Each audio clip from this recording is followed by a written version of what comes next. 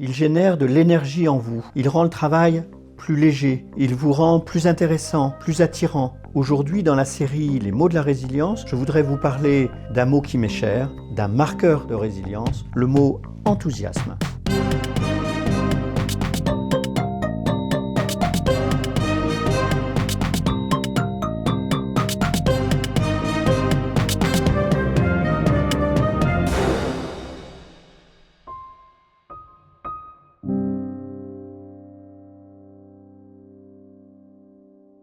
Vous connaissez mon goût pour les mots, et particulièrement pour l'étymologie. L'étymologie du mot enthousiasme vient du grec enthousiasmos. Ça signifie à l'origine l'inspiration, voire la possession.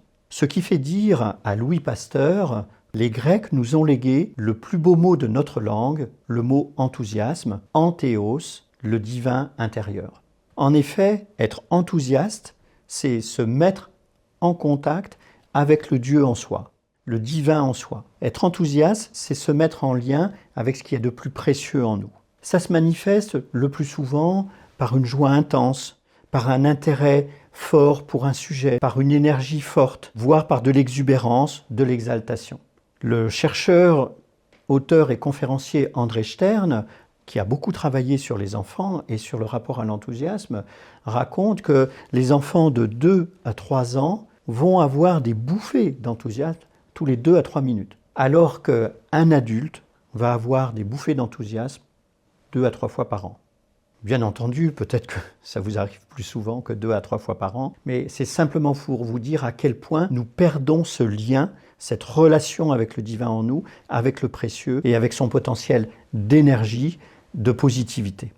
C'est pour ça que je vous parle du mot enthousiasme. Pourquoi ? Parce que c'est un mot qui s'est banalisé. Et lorsqu'on entend le mot enthousiaste, on entend belle énergie, positivité. Sans comprendre à quel point ça signifie être aligné avec quelque chose de très précieux en soi et de très profond. Je vous parle aussi de ce mot pour que, du coup, vous puissiez être plus attentif lorsque, dans la vie courante, vous entendez ou vous entendez d'autres personnes parler de l'enthousiasme. Je vous en parle aussi pour que vous puissiez le cultiver et essayer le plus souvent possible de rester connecté avec ce précieux, avec cette énergie. Et puis je vous en parle également parce que l'enthousiasme, je vous l'ai dit, c'est un marqueur de résilience. Lorsque nous sommes enthousiastes, au fond, rien ne peut nous résister. Les difficultés, bien sûr, restent les difficultés, mais elles ne nous arrêtent pas, n'entament pas notre dynamique. J'aime particulièrement cette phrase d'André Stern qui dit « Les enfants ne sont pas des vases à remplir, ce ne sont pas des feux à allumer, ce sont des foyers ardents qu'il faut veiller à ne pas éteindre. » Alors, ce que je vous propose, c'est de cultiver votre enthousiasme et de ne pas éteindre votre foyer ardent.